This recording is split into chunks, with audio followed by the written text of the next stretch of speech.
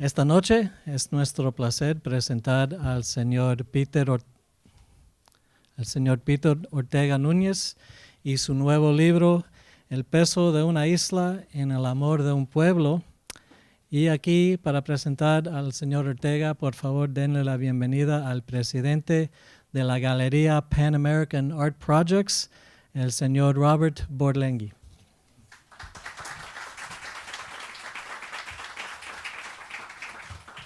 Buenas noches. Yo estuve contento de participar en este evento y decir algunas palabras de presentación del libro, porque su autor es un joven crítico ya consagrado, quien recibió el Premio Nacional de Crítica de Arte, otorgado por el Consejo Nacional de las Artes Plásticas de Cuba, apenas 2 años después de graduarse en Historia de Arte en la Universidad de La Habana. Su carrera continúa una trayectoria en ascenso rápido y constante. Ha recibido varias becas y ha participado en la curaduría de varias exposiciones, además de seguir con su labor de crítico. Y este no es su primer libro, su primera compilación de las críticas escritas. Quiero notar que un periodista suele hablar de los colores de las obras, de sus tamaños y hasta de las salas que las alberga. Un crítico puede considerar estos elementos si hacen parte integral de la obra. Un crítico no se concentra en la superficie de lo que ve. Es como un psicoanalista. Tiene que descubrir las raíces de las obras, las motivaciones del subconsciente del artista, que quizás el mismo artista desconoce.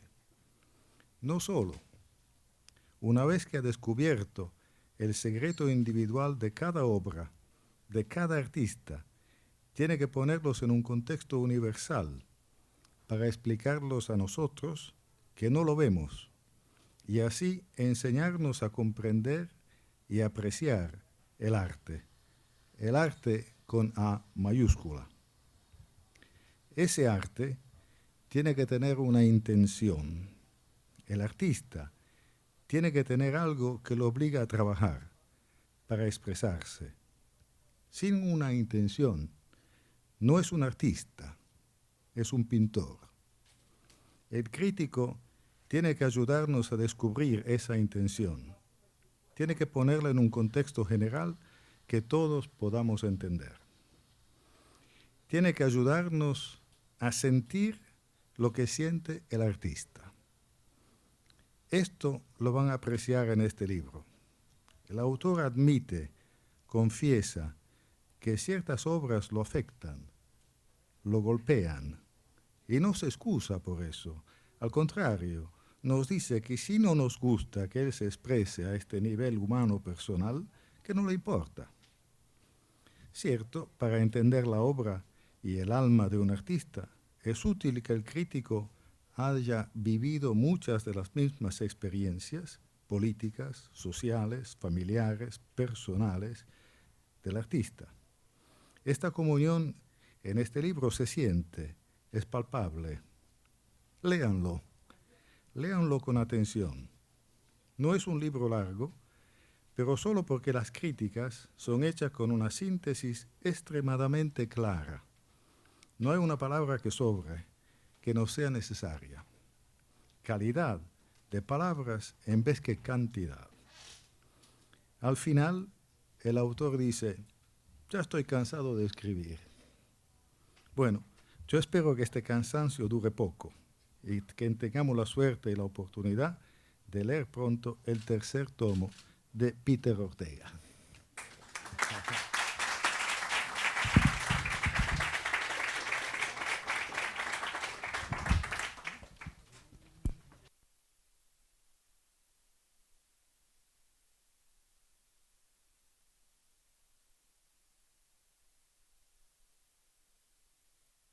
El contenido del libro y por qué surgió este libro.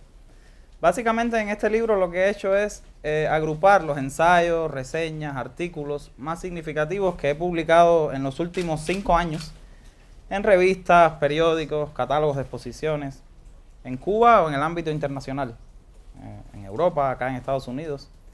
Es decir, es una carta de presentación de qué ha hecho Peter Ortega como crítico de arte en los últimos 5 años, luego de que publiqué Contra la Toxina, mi primer libro en Cuba, por el Instituto Cubano de Investigación Cultural Juan Marinelo.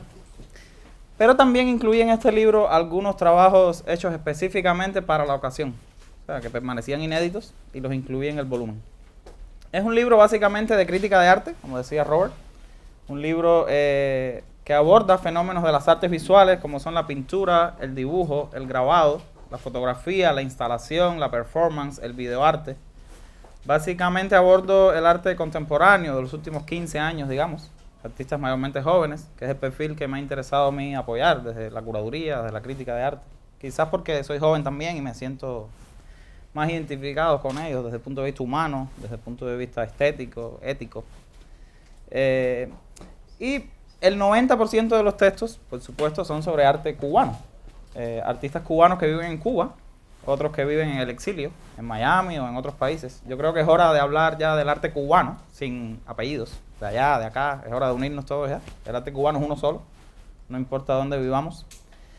Y si bien, repito, el 90% de los textos son sobre arte cubano, también abordo en el libro algunos textos sobre artistas internacionales de impacto, algunas reseñas de exposiciones que han ocurrido en Miami en los últimos tiempos y que he publicado, por ejemplo, en el Nuevo Herald y en otros periódicos. He incluido también algunos de esos textos en el libro.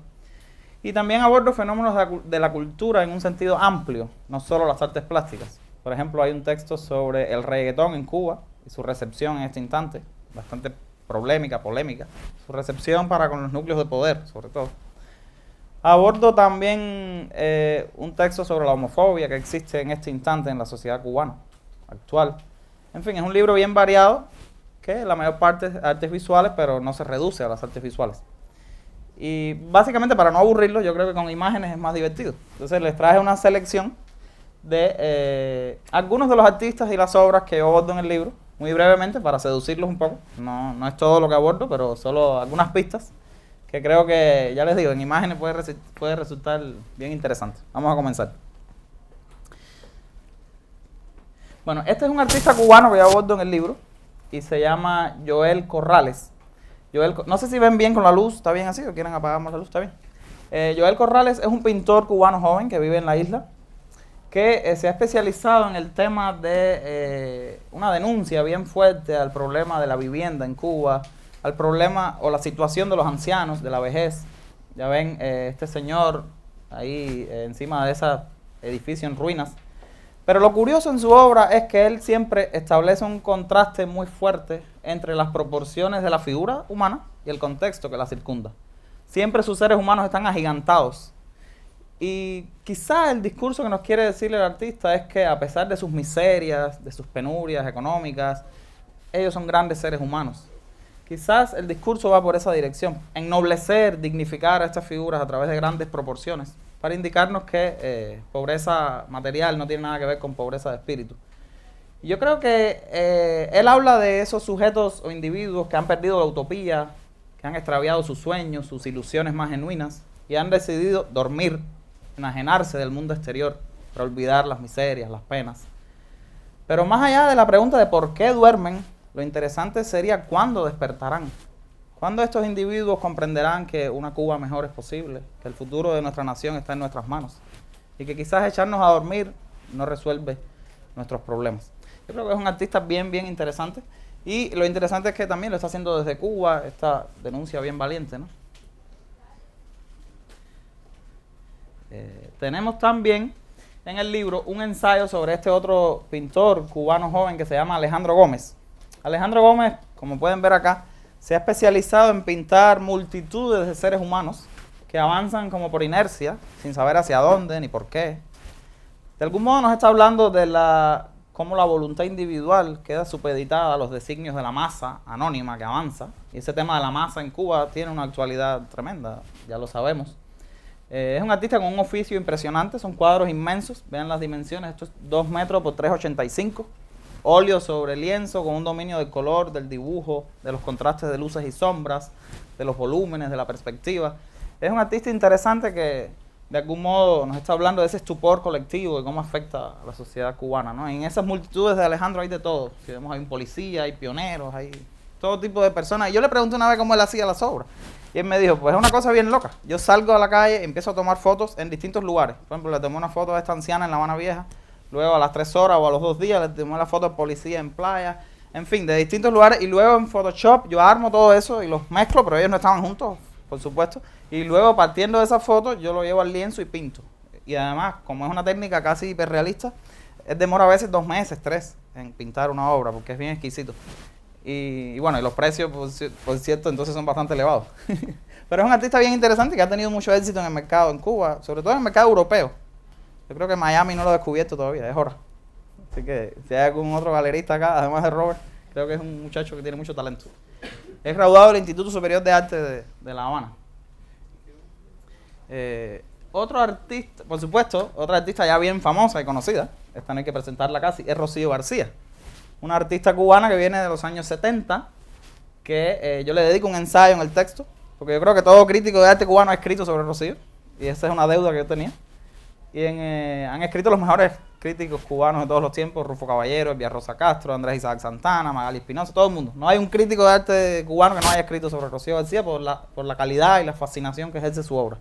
Rocío tiene una obra bien erótica, bien fuerte, muchas veces homoerótica, y bien perversa, porque ella sitúa el homoerotismo en esas zonas donde más machismo hay, donde más exclusión hay, donde más homofobia hay. Ahí donde menos uno espera ver el homoerotismo es donde ella lo coloca. Por ejemplo, en los policías, en los militares, en los marineros, en los fisiculturistas. Es ahí donde ella coloca el homoerotismo. Y eso lo hace más perverso todavía. Y esto fue parte de una exposición que se llamó Light, Very Light and Very Oscuro, un policía con Alzheimer. Eso fue en la Galería La Casona, en La Habana Vieja. Una exposición que yo recuerdo que fue impactante. Yo estuve ese día en la inauguración. Yo vivía en Cuba cuando aquello todavía. Creo que fue... Ahí dice la fecha de la pieza es 2009, pero la expo fue un poquito después. Me parece, si mal no recuerdo. Y toda la exposición giraba en torno a las fantasías sexuales de un policía gay o bisexual, quién sabe. Fantasías cercanas a la zoofilia a veces, como podemos ver en esta pieza, este enorme caballo que se apresta a realizar sabe Dios qué con ese policía en el baño.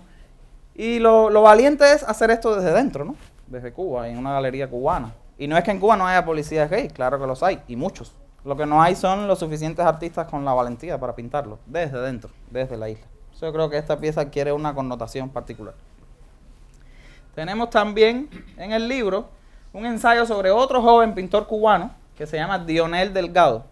Dionel Delgado es un artista que se ha especializado en pintar estas portadas de revistas apócrifas, revistas que no existen, esta le llamó My Life, y siempre con un cuestionamiento social bien agudo. En este caso y en otras muchas piezas, él usa un juego lingüístico de supresión de palabras, supresión de letras, para cambiar el sentido de la frase. Entonces aquí suprime, por supuesto, la letra R, y el sentido cambia totalmente, porque más allá de viva la revolución, entonces es viva la evolución.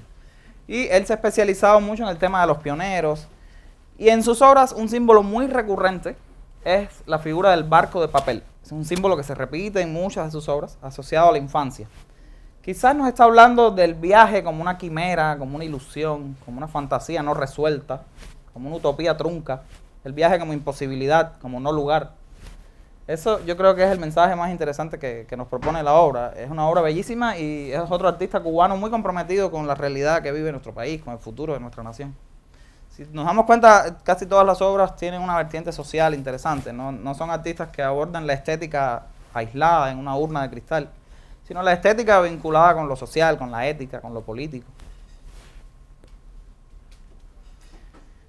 Otro grupo de artistas que abordo en el libro es el colectivo Stainless, que acá tenemos a un buen curador que ha trabajado con ellos, Juanito, que ya sabemos que son de los jóvenes artistas cubanos ahora más de puntería que viven en la isla. Tengo una amiga mía aquí que se ríe, porque vive enamorada de uno de los Stainless. Pero bueno, ellos son 3 chicos de Roberto Favelo Hon, el hijo de Favelo padre, son bien jóvenes, Alejandro Piñeiro y José Capaz. Son 3 chicos graduados de San Alejandro, 2 estudian en ELISA y han decidido unirse en este grupo que le han llamado Stainless, pero ya muy jóvenes, tienen una proyección internacional impresionante, sobre todo aquí en Estados Unidos, en Nueva York y en muchas otras zonas. Ellos trabajan la escultura escultura de formatos bastante grandes. Y entre las obras que más me llaman la atención de ellos está este Capitolio. ¿Por qué? Porque ellos usan en esta pieza una técnica muy típica de la mayoría de sus trabajos. Y es que usan la boquilla y la manga que emplean los dulceros para vestir las panetelas. Entonces ahí dentro echan el óleo y comienzan a trabajar, a vestir las obras, como si fueran panetelas, pero eso no es merengue, es óleo. Imagínense cuántos tubos de óleo tienen que usar. Tienen que usar muchísimo. A veces ellos me han dicho que en un lienzo han usado 200 tubos de óleo, una locura así. Simula, cuando uno lo ve parece merengue, pero es óleo. Y lo interesante yo creo de este tipo de piezas es lo que significa convertir un símbolo como el Capitolio en un dulce. Convertir un ícono histórico como el Capitolio en un confite. ¿Cuál es el discurso que nos quiere decir el artista en esta dirección? Convertir el Capitolio en algo fugaz, como un dulce, equivale a aceptar que todo símbolo es perecedero, que todo símbolo es cuestionable, es vulnerable al paso de la historia, que nada es eterno. Yo creo que por ahí va el discurso de la obra, ¿no? ¿Y por qué convertir un artista en un dulcero? ¿Por qué un artista suelta el pincel y se convierte en un confitero? Son muchas preguntas, muchas lecturas que nos hacen este tipo de obras. Yo creo que son de los artistas cubanos jóvenes, insisto, más valiosos de la Cuba de este instante. También abordo en el libro otro artista cubano. Hasta ahora todos los artistas cubanos que he analizado son artistas que viven en la isla. Si acaso hay uno o dos que abordo que viven acá en el exilio. Prometo que mi próximo libro va a ser solo sobre arte cubano de artistas que viven fuera. En Miami, en donde sea, en Europa. De ahí va a ir. No más allá, porque ahora vivo acá, hay que apoyar a los de aquí. Pero bueno, esto es básicamente sobre artistas cubanos que viven en la isla. La mayor parte porque muchos textos los escribí estando allá todavía. Recuerden que yo vivo aquí hace 2 años y un poquito nada más. Jorge Otero es otro artista que vive en la isla, graduado de LISA. Este es fotógrafo. Acaba de recibir la beca importante de la Fundación Bronston en París.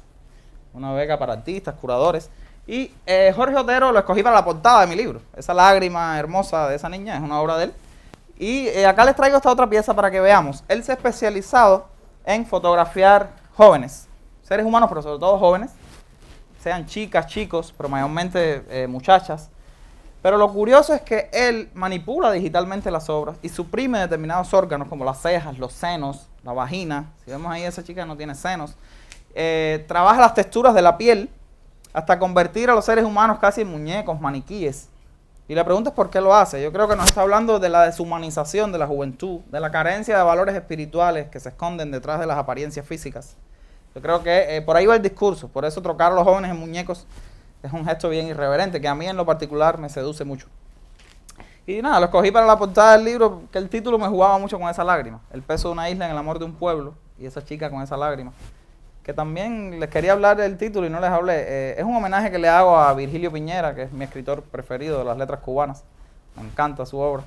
Y en especial al poema La isla en peso. Ese es un verso de ese poema, que es un poema desgarrador, que cuando uno lo lee desde la distancia, desde el exilio, casi te saca las lágrimas. Porque habla de lo que significa la insularidad, lo que significa Cuba, no solo como isla, sino como nación toda, como patria. Y cómo la isla duele de donde quiera que vivamos, dentro o fuera. Cómo la isla la llevamos a todas partes que vayamos en nuestra existencia. Yo creo que es un poema maravilloso.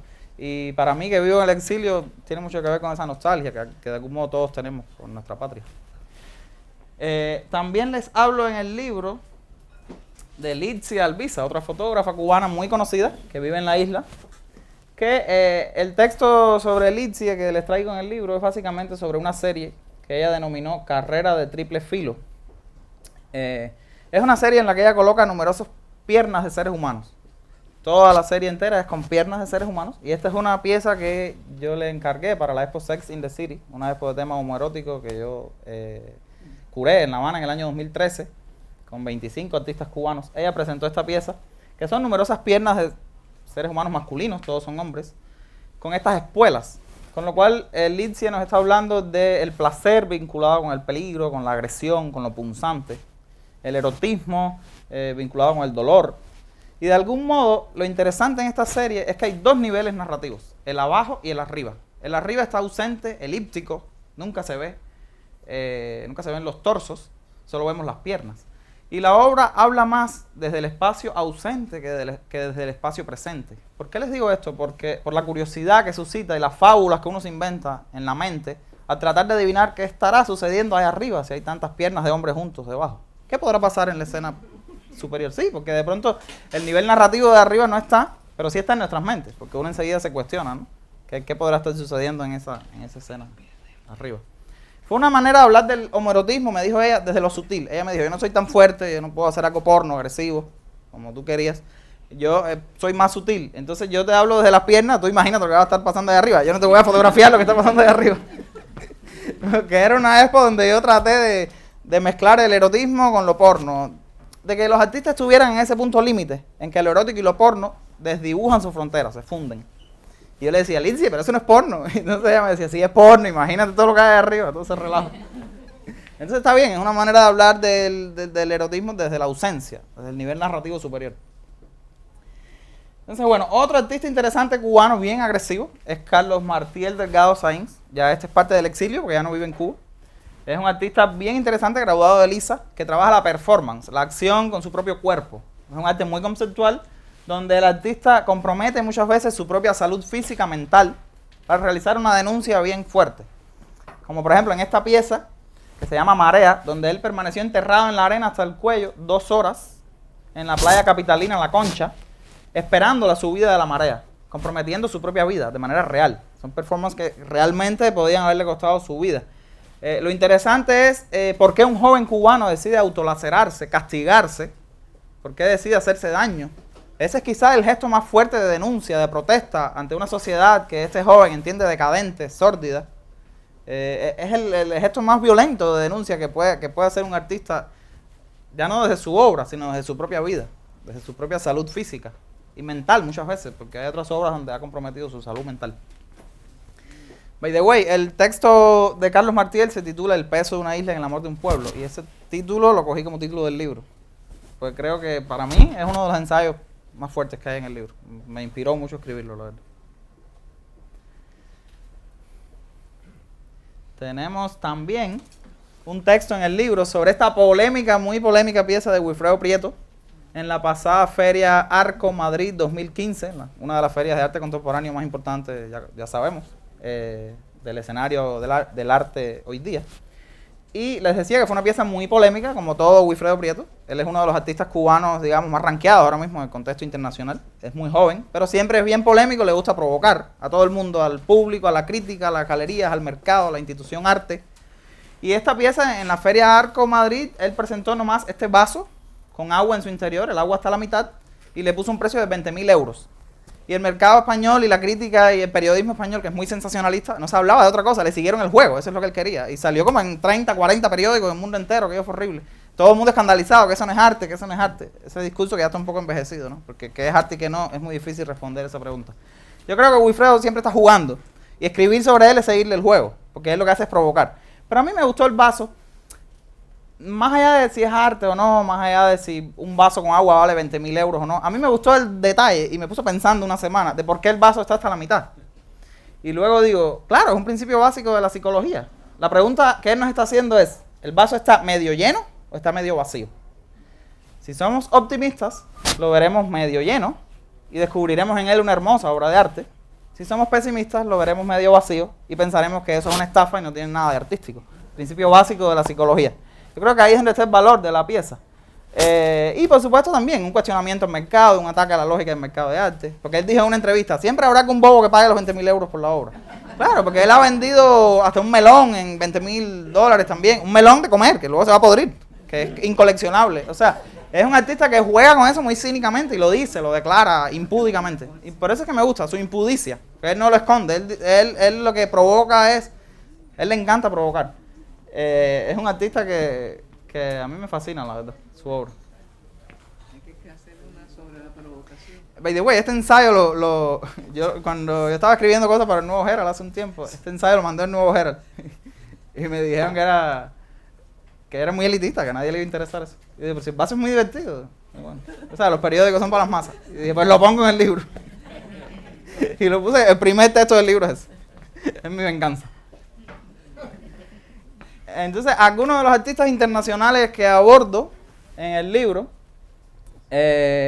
uno de ellos es Andrés Serrano, sabemos, un artista muy famoso, muy polémico también. Andrés Serrano tiene en su obra un erotismo bien fuerte, bien cuestionador. Y Andrés Serrano se mete con todo el mundo, pero sobre todo en su mira ha estado la iglesia, la institución iglesia. Él ha realizado históricamente un cuestionamiento muy fuerte de la institución iglesia en sus símbolos y emblemas más preciados. Aquí podemos ver esta escena concupiscente, mórbida, libidinosa, esta figura sacerdotal y esta mujer desnuda.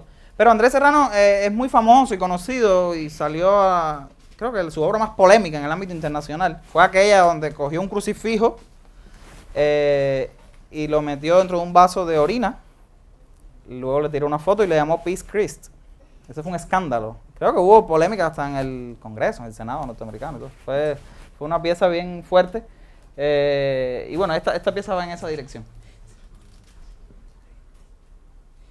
Otro artista que analizo en el libro internacional es este escultor que vive en Nueva York y se llama David Brooks, que yo hago una reseña, una exposición emblemática, diría yo, que tuvo lugar en la galería Blue Shift Project en Wynwood, una galería joven, que había muchos artistas y él era uno de ellos. Y esta pieza me resultó impactante por la monumentalidad de la escala. Fíjense el tamaño de la pieza dentro de la galería en comparación con los seres humanos. Y era una pieza que nos hablaba de un poco cómo el hombre daña el ecosistema, el medio ambiente en que vive, la relación tensa o traumática del hombre en relación con el medio natural. Simbolizado ambos elementos en esta grúa y estas arecas, estas palmas. También hay en el libro una reseña que escribí sobre una exposición antológica también de Frida Kahlo, Diego Rivera y artistas mexicanos del siglo XX. Una expo que tuvo lugar en el Museo de Fort Lauderdale y ese texto lo publiqué en el Nuevo Herald. Y bueno, creo que Frida Kahlo no hay que hablar de ella, no hace falta presentación. Les insto a que lean el texto. Es una expo memorable, una expo de esas que había que ver. Y por último les traigo, lo he hecho breve para no aburrirlo, ¿no? Hablo de muchos más artistas en el libro, pero voy a dejarlo por aquí para no traumatizarlo con tantas palabras. Este artista se llama Stephen Senegal y esto fue una exposición que tuvo lugar en la Galería Nnamdi Contemporary Fine Art, en la que yo trabajo. Y fue una exposición colectiva que organizó el dueño. Y a mí me gustó mucho esta pieza. Y luego escribí para el periódico. Y nada, dicen la gente que porque uno escribe de una exposición en la galería donde uno trabaja. Para mí no tiene nada que ver eso. A mí me parece una nimiedad. El dueño me dijo, escríbelo, no hay ningún problema con eso. Aquí el curador fue el dueño, no fui yo. Pero yo creo que me resultaba interesante como propuesta. ¿Y por qué no escribir de ella? Yo creo que lo interesante de esta pieza es, primero, este diálogo entre la vida y la muerte, simbolizada en este cordero desollado. Este diálogo entre el inicio, la niñez y el más allá, la otra dimensión de la existencia. Eso le da un toque muy interesante, metafísico, filosófico a la pieza. Quizás pudiera haber un discurso racial, tal vez, en esta figura del niño. Pero lo que me resulta más curioso de la obra es esta flor amarilla en la cabeza desollada del cordero. Obviamente es por ahí donde va el discurso de la obra. ¿Qué nos querrá decir el artista con este símbolo? Yo creo que nos está diciendo que el diálogo entre nuestra vida, entre nuestro mundo y la otra dimensión de la existencia, ese puede ser un diálogo también signado por la paz, por el entendimiento, por el amor, por la armonía, simbolizada en esta flor amarilla. Yo creo que es una pieza bellísima, que a mí en lo particular me resultó bien atractiva. Y luego estuve investigando mucho sobre el artista y he escrito otros ensayos completos ya sobre su obra. Y, bueno, al final una fotico mía. Hay otros por ahí que dicen que soy muy narcisista, que porque puse una foto mía en la invitación. Esa se la dedico. No, era una broma. Y entonces, nada, básicamente era un panorama breve, no los quería agobiar mucho porque ahora es interesante las preguntas, las respuestas. Si tienen alguna duda, si quieren conversar de algún tema, es más interesante el diálogo y no un monólogo, yo creo. Así que les doy la palabra, pero antes de darle la palabra, quería agradecer. Aquí está mi jefe. He's Jumani. He's the owner of Nnamdi Contemporary Fine Art. He doesn't speak Spanish. I'm very happy because you're here. Que ha tenido una paciencia conmigo. Todos los días trabajando en el libro, yo decía, él me vota de la galería mañana. No me votó. You get it? Le pusiste eso bellísimo. You didn't fire me. Bueno, lo que les quería decir es eso, que es interesante el diálogo, pero antes de las preguntas de ustedes, yo quiero agradecer a muchas personas, que de verdad que he tenido un apoyo muy lindo. Quiero agradecer a Books and Books, a Cristina, a todas las personas, a Stephanie, a todas las personas acá que me han apoyado. De hecho, este evento se está transmitiendo en vivo ahora mismo para la internet, desde Books and Books, y han hecho una promoción buena. Quiero agradecer también a Robert Borlenghi por acceder a su linda presentación de este libro. Quiero agradecer a Montero Creative Studio, Montero, el director de esa empresa, José Luis Díaz Montero, un gran amigo, y acá lo tenemos, fue quien hizo el diseño, el arte final del libro, su equipo, y yo le estoy muy agradecido. Quiero agradecer también al editor del libro, que está en Gainesville haciendo un doctorado, y somos amigos de la universidad, se llama Antonio Cardentay Levin, no pudo estar aquí porque está un poco lejos, pero él fue quien editó el libro y le quiero agradecer mucho porque fue una edición bien especial. Y también quiero agradecer mucho a toda la prensa local y la televisión de Miami porque he tenido un apoyo espectacular. He tenido entrevistas en Univisión 23, he tenido entrevistas en Telemundo 51, en Mira TV, en América TV, en cuanto canal ha habido. He tenido, ya antes de la presentación del libro, salió un artículo en el Nuevo Herald sobre el libro, salió un artículo ayer en Diario de las Américas sobre el libro. De manera que estoy muy feliz por tanta gente linda que me ha apoyado, que me quiere, por ustedes que están aquí. Y de algún modo, un amigo me decía ayer, y me daba mucha risa, decía, pero ¿cómo tú has logrado todas esas entrevistas? ¿Cuánto pagaste? Y digo yo, te lo juro que ni un kilo por mi madre. O sea, le dije, con una sonrisa y amigos uno conquista el universo. Es así. Y nada, al final, aquí estoy muy feliz de que estén y lo que quiero es ahora que hagan preguntas, que hablen. Gracias, Peter.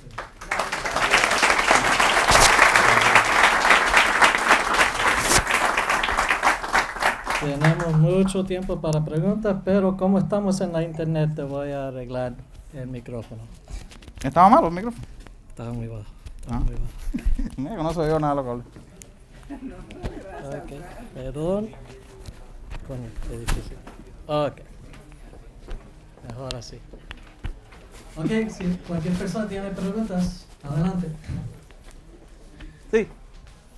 Quiero felicitarte por el desarrollo de tu obra. Gracias. Me siento muy orgullosa. Llevo 50 años aquí, que salí de mi patria.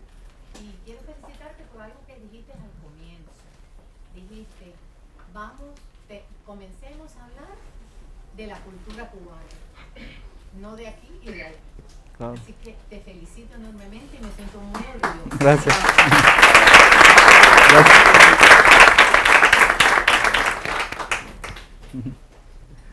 ¿Alguien más? ¿Alguna duda? ¿Alguna pregunta? ¿Sí? Bueno, te felicito por el libro y te invité a un evento en Hialeah de arte recién llegado. No me acuerdo. Radamés, pintor. Oh, sí, sí, claro, aquí está Radamés, de hecho. Ajá, y me alegro Gracias. que hayas estudiado y que hayas hecho periodismo. Mira, mi pregunta es, yo por ejemplo, con la artista Rocío, que trata el tema de la homosexualidad, yo en el 94 hice un documental del SIDA en Cuba y por ese documental me pedían 20 años de presidio. Entonces, en aquel momento Rocío no era tan conocida como lo es ahora y yo me alegro mucho, pero eso es algo que te quería puntualizar, de que en el 94 cuando hice el documental de SIDA, después hice el documental de los transvestis, por hacer eso te pedían de 15 a 20 años. Es decir, es la esencia de por qué hay artistas que vivimos en el exilio y que no estamos en la crítica del arte cubano y están a muy alto nivel. Te puedo hablar ahora de José Ignacio, de Tomás Sánchez, de Carmen Herrera, de Julio Larraz y Félix González Torres, que están en el top número 1 en la venta de arte latinoamericano.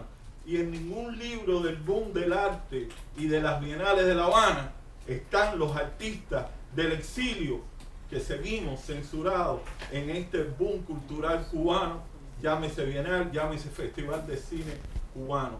Tengo premios en Estados Unidos, en Europa, y yo no puedo ir a Cuba todavía a poner mis documentales. Es decir, que hay un arte que nunca se toca, que sigue una censura, lo más duro, dentro del exilio y dentro de esos mismos periódicos donde tú has trabajado, que nada más se enfoca en los artistas que viven en Cuba, que ahora, más de 50 años, se percataron de todos los problemas. Eso es lo que te quería decir. Sí, no, yo creo que en buena parte de lo que has dicho tienes razón, en otra parte no estoy de acuerdo, pero la polémica es interesante. Yo creo que ciertamente es verdad que a veces hay mucho prejuicio con el arte cubano del exilio. Yo lo siento mucho en algunos coleccionistas internacionales que cuando quieren comprar arte cubano siempre van al arte de los artistas que viven en la isla, y muchas veces los que viven fuera dejan de existir para ellos. Es verdad, y es verdad que muchas veces desde la crítica también hay cierto prejuicio. Pero no es mi caso, porque este libro yo no tengo ningún prejuicio con el arte del exilio. De hecho, todos los artistas que has mencionado los admiro muchísimo. Y acabo de decir al inicio de la presentación que mi próximo libro va a ser sobre artistas cubanos, todos que viven fuera. ¿Qué pasa? Que estos textos, la mayoría fueron escritos en Cuba, otros fueron escritos aquí en el Nuevo Herald, pero sobre exposiciones que ocurrieron en Wynwood, donde no me interesaba si el artista vivía aquí, allá o acullá. Solo fui a la galería, me gustaba la exposición y escribía. Y está David Brooks, está Stephen Senegal, en fin, un montón de artistas internacionales. Yo sencillamente en este libro no pretendo decir que eso es el arte cubano. No es un balance del arte cubano, no es un compendio de lo que es el arte cubano, ni el que no esté ahí no es artista, ni nada de eso. Es solamente que yo he escrito en los últimos 5 años, una selección, y los puse en un libro. Es como una carta de presentación de qué ha hecho Peter Ortega, de qué he hablado en los últimos años, y los coloqué en un libro. Por eso hay un texto sobre la homofobia que existe en Cuba hoy día, hay un texto sobre el reggaetón en Cuba y la censura del poder hacia el reggaetón, por ejemplo. Es de todo, no es un texto que pretende decir esto es el arte cubano, el que no está aquí no lo es para nada. Y yo creo que es verdad que desde dentro todavía hay cierto prejuicio del poder, pero yo sentí en este último viaje que fui a Cuba que las cosas están cambiando un poco, ¿no? Veo muchos artistas cubanos que viven en el exilio exponiendo en Cuba. El mismo Tomás Sánchez expuso ahora en Bellas Artes y le abrieron todas las puertas del mundo, salió en televisión, salió en todos lados, y por ahí un montón más, te puedo citar 20, 30 artistas que viven fuera hace un montón de años y están yendo a exponer a Cuba, lo cual es bueno y me parece bien interesante. Y yo decía al inicio que el arte cubano es uno solo, vivamos donde vivamos. Y lo que pasa con esa censura que tú comentas, claro que es lamentable, ¿no? Pero ya te digo, tal vez las épocas son otras, porque Rocío García no tuvo ninguna censura. Quizás en otro tiempo pintar a un policía gay con un caballo detrás, sí hubiera tenido muchos problemas. Pero Rocío García no tuvo ningún problema. A mí mismo me acaban de invitar a presentar este libro, donde hay textos fuertes. Si lo compras y te lees el texto sobre la homofobia en Cuba, es un texto bien fuerte para con el poder de la isla ahora mismo. Y el texto de reggaetón igual. Es un texto que cuestiona, y a mí me acaban de invitar a presentar ese libro en San Alejandro, en Cuba, en la Academia de Bellas Artes. Y este libro lo voy a presentar en febrero en Cuba. Y voy a tener todo el apoyo del mundo en la televisión local, aun cuando es un texto que cuestiona el propio sistema. Lo cual quiere decir que no hay que tampoco ser cuadrados. Las cosas sí están cambiando un poco, aunque queremos que cambien más y que sean más aceleradas, pero sí están cambiando porque 10 años atrás un libro como este no me hubieran invitado a presentarlo en la Academia de San Alejandro de Cuba. Y ya la invitación está hecha y sí se va a presentar y va a ser en febrero. Y eso está bien. Porque como estamos diciendo, hay que acabar con las barreras. El arte cubano es uno solo, no hay que dividirnos más. Como mismo todos los artistas deberían ir a Cuba a exponer, todos los críticos deberían ir a Cuba a presentar su libro y punto. Y ya te digo, esto no es... Yo lo que he hecho es eso, es básicamente las cosas que he escrito, que mayormente fueron desde Cuba. Por eso como fueron escritas desde Cuba, porque yo vivo hace poco aquí, la mayoría de los artistas que analizo viven en Cuba. Pero ya te digo, mi próximo libro va a ir sobre eso, sobre el arte cubano del exilio, porque uno cambia. Ahora estoy viviendo acá. Pero yo creo que esas divisiones no tienen sentido, lo que hacen es hacernos más daño, ¿no? El arte cubano es uno solo y lo que importa es la calidad de la obra. Viva donde viva el artista, eso es intrascendente. Hay artistas que viven en Cuba que son muy buenos, hay otros artistas que viven en Cuba que son muy mediocres.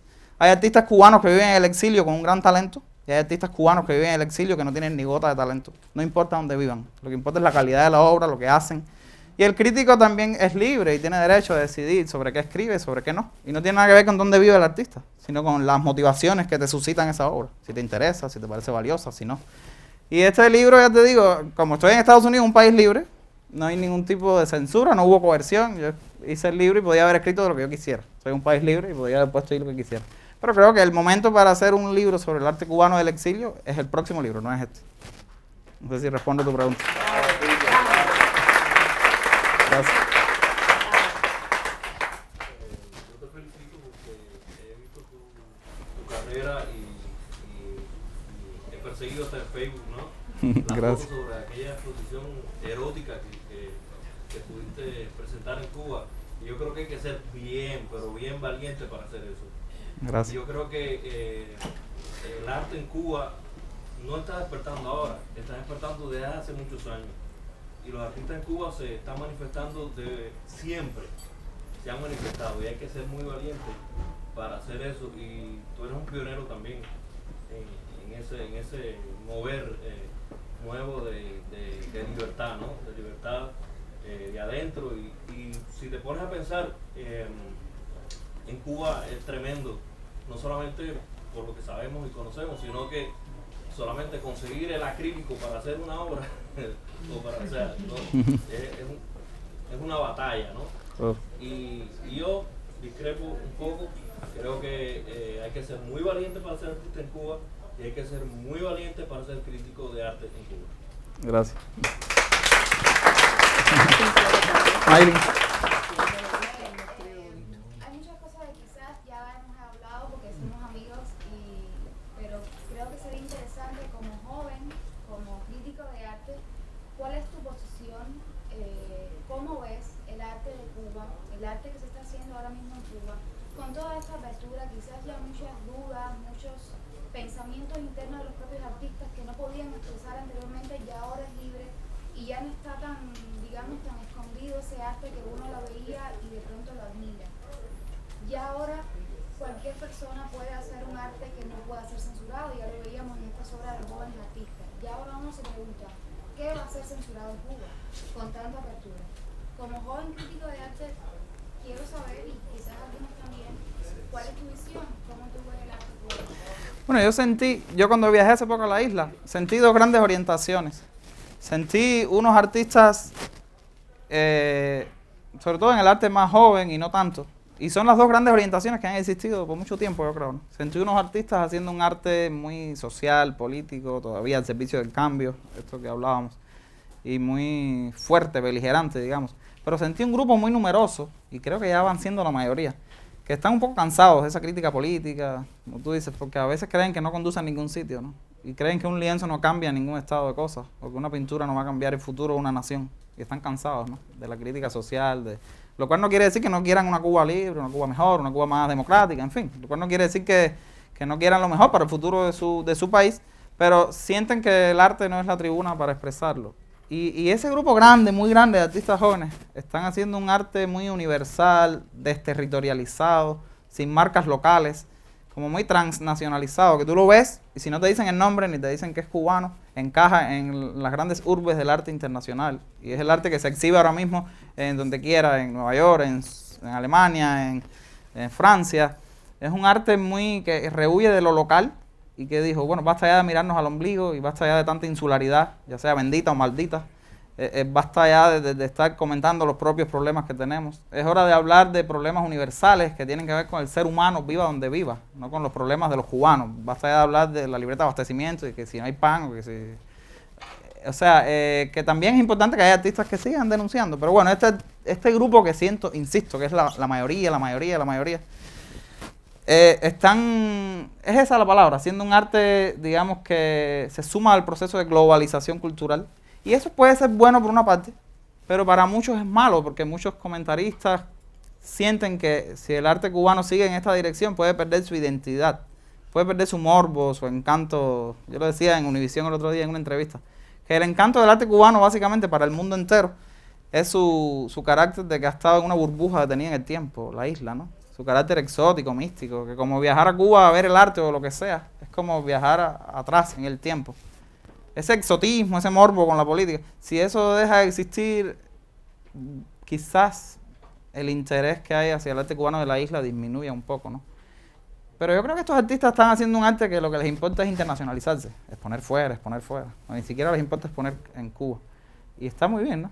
Wilfredo Prieto es uno de ellos. Ese vaso con agua nada tiene que ver con lo que pasa en Cuba. Es un arte evasivo, en buena medida, que muchos pudieran tildar como descomprometido, en fin, pero es una elección del artista, si quieres hacer un arte crítico social o si no lo quieres hacer. Pero es un arte que se está occidentalizando cada vez más. Se está sumando al proceso de mundialización del proyecto de Occidente, que es un fenómeno que no le toca solo a Cuba. el mundo entero se está occidentalizando cada vez más y más y más. Si tú ves el arte que ocurre hoy día en Japón, en China, en Vietnam, todo el arte africano, contemporáneo, quiero decir, es un arte muy occidentalizado, que no hay diferencias ya entre ese arte y el arte europeo y norteamericano. El modelo de Occidente cada vez se planetariza más. Y no solo en el arte, en la moda, en el vestuario. Tú ves hoy día los jóvenes, por ejemplo, del mundo asiático, los más jóvenes, cómo se visten, qué consumen, qué comen, y todo es un consumo occidental. Cada vez las raíces asiáticas, no occidentales, se van perdiendo más. Eso está pasando con Cuba. Esa identidad se está perdiendo, el arte cubano se está, esa es la palabra, se está globalizando. Y sí, y ese vaso con agua es el símbolo de eso. De hecho, Wilfredo Prieto, todas sus obras van en esa dirección. Wilfredo Prieto es un artista muy cínico. Él tuvo una pieza emblemática en aquella Bienal de La Habana que se llamó Apolítico. Le puso todas las banderas de todos los países del mundo en blanco y negro, sin diferencias de colores. Fue una pieza emblemática. Tiene piezas como aquella grasa, jabón y plátano en la galería, que fue solo una cáscara de plátano, un jabón y un poco de grasa en el suelo de la galería. Y aquello no había nada en las paredes.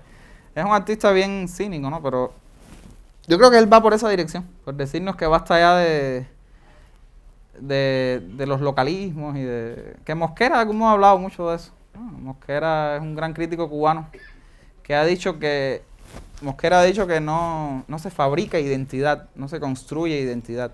Tú no tienes que pintar una guayabera, una palma real, una mulata rumbera para sentir o para pensar que tu obra es cubana o que tiene lo cubano. Él dice, repito, no se fabrica lo cubano, se trabaja desde lo cubano. Toda vez que tú eres cubano, todo aquello cuanto pintes, todo aquello cuanto esculpas, va a estar insuflado de esa cubanía, sin marcas, no tiene que haber símbolos en la obra que le indiquen. Lo cubano va más allá de un ícono, lo cubano va más allá de un bohío. Cubano, entonces la identidad es desterritorializada, transnacional. Los tiempos actuales van de ahí, no solo en el arte, en todo, la moda, insisto, la comida, todo tiende a... Es eso, es el triunfo de Occidente a escala mundial. Nos guste o no, Occidente es el que tiene el poder. Y el poder termina por imponerse. Sí. La pregunta mía es también, teniendo en cuenta que ya hubo aperturas en el arte en los años 80 y en el 90, y todos aquellos pioneros de esas aperturas terminaron en el exilio. ¿Acaso estos artistas cubanos de hoy en día, que son pioneros de estas aperturas, no terminarán en el exilio mañana? Muy interesante tu pregunta. Esa es una, y la otra también que me preocupa es este momento, el boom del arte cubano, no terminará hasta al final mirándose en la historia como un regalo souvenir para estos cambios que están haciendo. ¿Están haciendo los artistas souvenir o están haciendo arte? Bueno, yo creo que es interesante, sobre todo la primera pregunta, porque yo creo que al final la postura de estos artistas más jóvenes es la de viajar, pero regresar, todo el tiempo. Es este arte cubano de la generación 00, como le llaman, y Juanito lo sabe, que es uno de los grandes curadores de la isla ahora mismo. Este arte de los últimos 15 años, del 2000 hacia acá, son artistas que viajan al mundo entero y regresan a la isla. Por ejemplo, los Steinle son muchachitos jóvenes, que lo que tienen son 22, 23 años. Y han expuesto, yo no te puedo contar el currículum de esos niños, en cuántas ciudades, o sea, han expuesto hasta en Times Square, en Manhattan. O sea, y se van después con un bulto de dinero para Cuba y nada, y no quieren irse de Cuba. Y es una elección, cada cual es libre de decidir dónde quiere vivir. Y viven bien, viajan el mundo entero, pero siguen en Cuba, siguen en la isla. Y ellos me dicen, porque aquí están mis amigos, aquí está mi familia, aquí está mi mamá, aquí yo no quiero sufrir el desarraigo, ni la nostalgia, ni extrañar, ni nada. Los tiempos son otros. Yo soy feliz, desde aquí viajo el mundo entero, vendo, vivo bien y más nada. Y al final es una cuestión, ya digo, de elección personal, pero no es la postura de quedarse en el exilio. No. Quizás son pillos, ¿no? Son inteligentes, porque se dan cuenta, como yo te decía al inicio, que muchos instituciones, museos, coleccionistas privados, cuando quieren comprar arte cubano, están yendo al arte cubano de los artistas que viven en la isla. Muchas veces los que viven en el exilio no les interesan. Eso es un prejuicio, porque ya digo, la calidad no tiene nada que ver con donde tú vivas, pero es duro, es así. Y igual pasa con los músicos, de pronto imagínate que Carlos Varela se quede a vivir aquí. Su obra va a ser así, para el suelo. O sea, un ejemplo que te pongo. O sea, Carlos Varela es Carlos Varela en Cuba, qué sé yo, no sé. Porque su obra tiene más sentido, es más valiente desde el punto de vista ético, desde dentro, ¿no? O sea, como yo, por ejemplo, no sé, esto es una postura muy personal, pero hay ensayos de ese libro que yo los escribí estando en Cuba, porque me parecía muy arriesgado hacerlo desde Cuba. Pero desde aquí ya sería muy fácil. Yo desde aquí no lo hubiera escrito, porque ya es muy cómodo, ¿no? Desde el exilio. O aquella exposición Sex in the City que dice que había, en esa exposición había una obra muy polémica, que eran dos hombres que casi se iban a dar un beso con una gorra de policía enfrente. Y estuvo allí la PNR, el DTI, la Seguridad del Estado, que fue horrible. El Consejo de las Artes Plásticas tuvo que hacer cartas investigando a aquella gente de dónde salió la gorra, porque en Cuba no hay tiendas de disfraces. Y la gorra de policía tenía que ser una gorra real. ¿Y quién fue el policía que la prestó? Al artista para que hiciera la foto, que fue horrible. Una cosa paranoica, pero yo me divertí cantidad. Y yo dije, no, yo me voy a divertir. O termino preso o termino divirtiéndome. Pero yo no...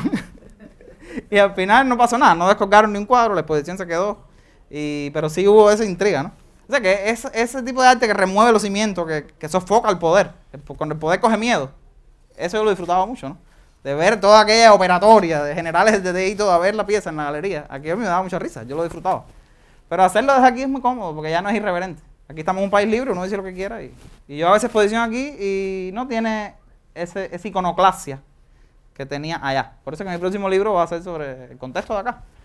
No quiere decir que el hecho que uno viva aquí no puedes hablar de lo que pasa en Cuba, sí puedes hablar. Pero a mí en lo particular ya me interesa un poco ampliar mi espectro, ¿no?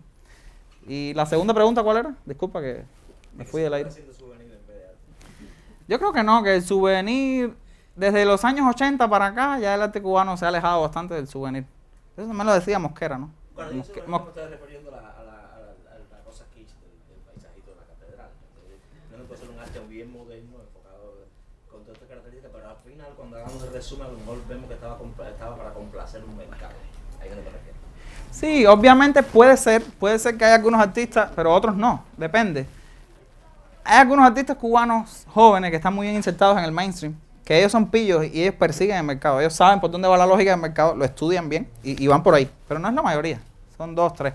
Hay otros que están haciendo cosas como Wilfredo Prieto. Wilfredo no persigue el mercado ni persigue nada. Y te digo, Wilfredo Prieto ha vendido de todo, es increíble, con esas cosas escandalosas. Él vendió un melón, que era un melón de verdad, de eso picado en 4, sí, un melón de comer, lo vendió en $20,000 o euros, no recuerdo. Y ese melón se iba a podrir el otro día. Y tú dices, ¿quién compró eso? ¿Quién fue ese loco? Pero para el mercado hay de todo, porque la persona que lo compra está comprando la idea que hay detrás, de pronto, no el objeto físico tangible, ¿no? Y está... Pero, por ejemplo, el arte como Wilfredo, Stainless, que otros artistas cubanos jóvenes, Duvier del Dago, son muy interesantes. Para mí no hay nada de souvenir ahí y no hay nada de complacencia en mercado. Por ejemplo, Joan Capote, Iván Capote, digo, los que viven en la isla, ¿no? Elizabeth, en fin, hay un montón que yo no siento que están haciendo un arte complaciente, sino más bien en los pintores, por ejemplo, Alejandro Campins, Niel Reyes, El Pollo, son artistas haciendo un arte, y desde el video también muchos de ellos. Un arte yo creo que no persigue el mercado, porque eso es fatal. Para mí, mi opinión, ¿no? Cuando un artista persigue el mercado, al final no termina bien. La idea es trabajar inspirado en tu vocación más auténtica, en lo que te dicta tu corazón, tu mente, y que el mercado te siga a ti, pero tú no lo persigues a él. A lo largo eso es malo, ¿no? Si tú trabajas bien, con talento, con seriedad, y al final el mercado llegará a ti, de algún modo. Perseguir al mercado es un poco difícil, ¿no? Por eso a mí me cuesta trabajo a veces escribir para los periódicos, a veces es más difícil para mí que escribir para una revista especializada en arte. Una revista especializada en arte no hace concesiones, ¿no? Puedes escribir con la profundidad que quieras. Pero a veces un periódico te dicen, baja el registro y bájalo, y bájalo, y bájalo, y tú dices, pero quien me está leyendo no es síndrome de Down, tampoco lo subestimes. Te bájalo, y esta palabra no la van a entender, y tienes que hacer muchas concesiones, ¿no? Y dejas de ser tú mismo. Cuando lees el texto dices, pero es que eso no soy yo. Y es un poco complicado, ¿no? ¿Alguna otra pregunta? Sí, claro. Yo llegué un poco tarde y no pude ver todo. Gracias por venir. Estoy viendo que hablas de que si son pillos, de que si hacen un arte, que por ejemplo hablaste de un plátano, grasa y no sé qué, que se exponen en el mundo entero y que quieren regresar a donde están. Yo creo que ellos están adquiriendo una buena noción de lo que significa mercado. Claro. Pero desde te luego. pregunto, ¿cómo se encaminan ellos? ¿Cómo uno puede estar seguro que ellos están caminando a buenas escuelas? Porque sinceramente a mí la instalación del vaso de agua me parece muy ingeniosa. Yo supe de eso en su tiempo. Y esto que me cuentas del plátano y la grasa y el jabón me parece también muy pillo.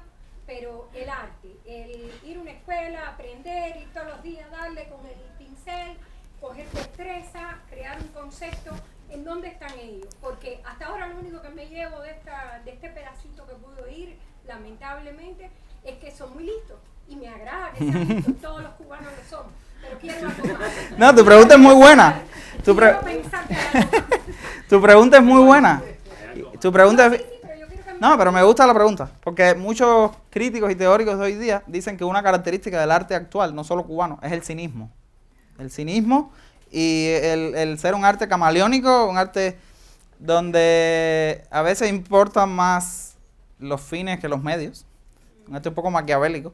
Y nos guste o no, Wilfredo está en el top. Wilfredo estaba en las grandes ferias y bienales del mundo. Wilfredo... No, pero un decir. No, pero a ver, una feria...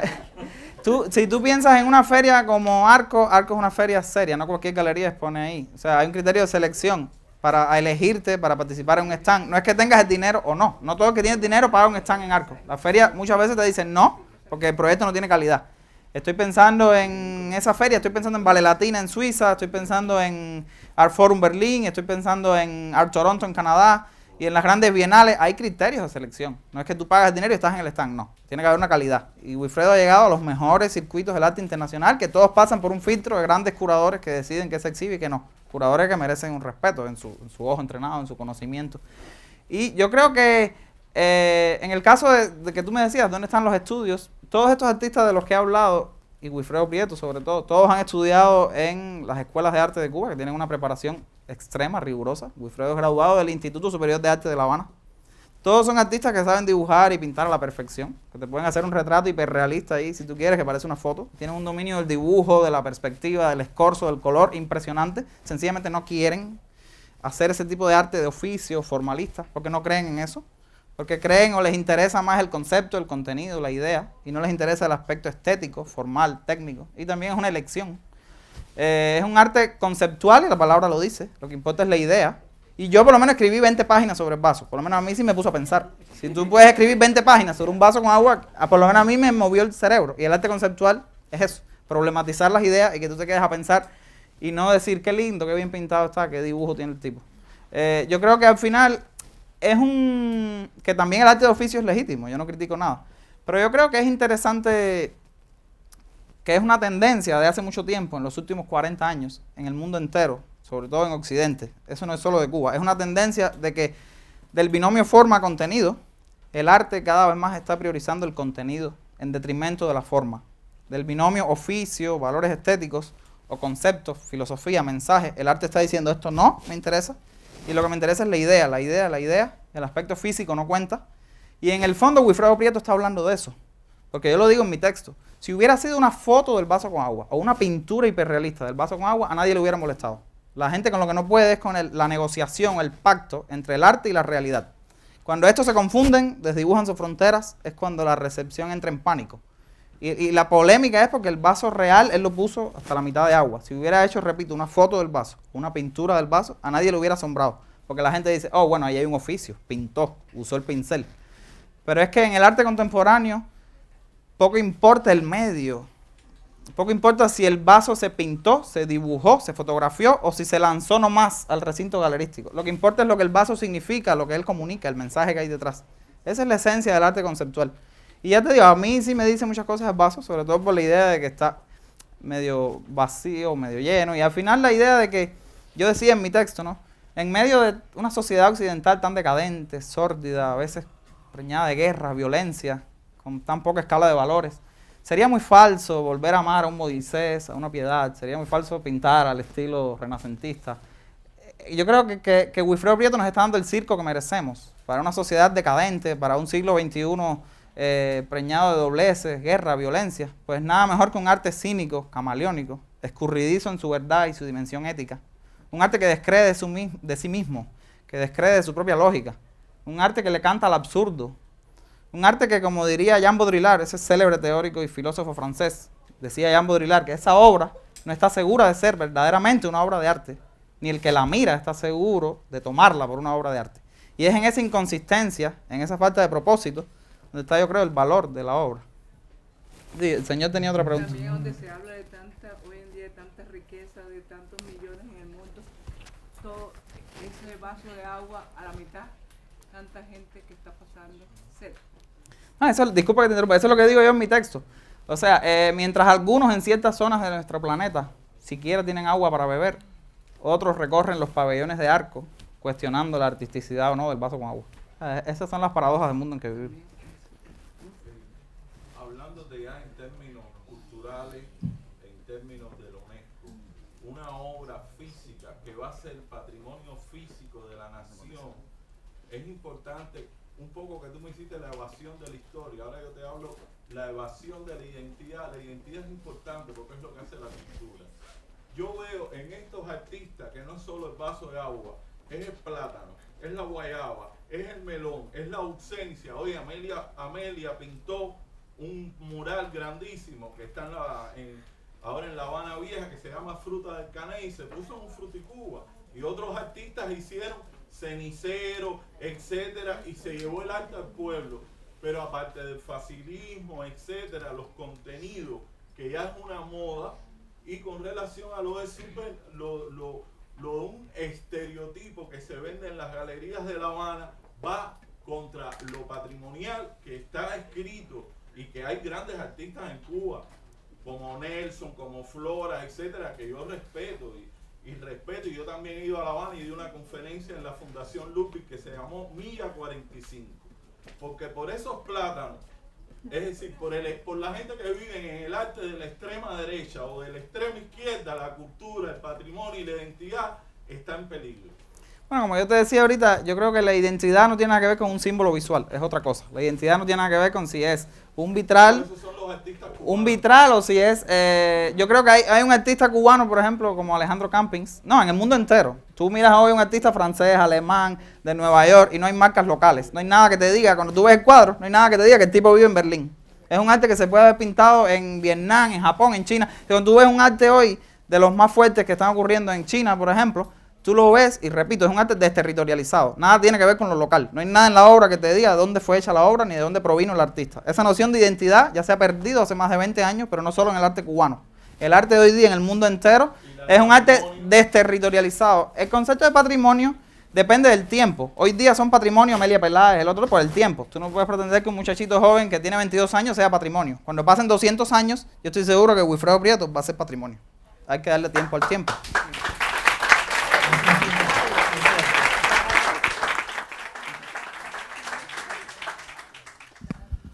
Ok, entonces si no hay más preguntas, tenemos el libro a la venta allá en el mostrador.